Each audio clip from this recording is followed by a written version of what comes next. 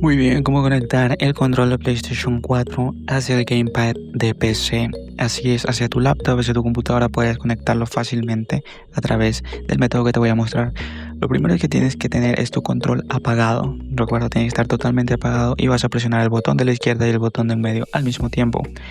Una vez que lo presiones, lo que va a pasar es que va a empezar a parpadear una luz en la parte superior de tu control.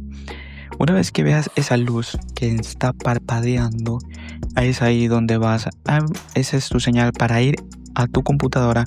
Vas a seleccionar dispositivos en la parte inferior derecha y vas a ir a la configuración de Bluetooth.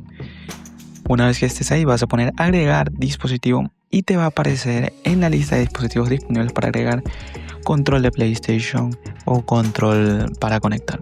Y una vez que lo tengas hecho, ya estará conectado tu control a tu computadora.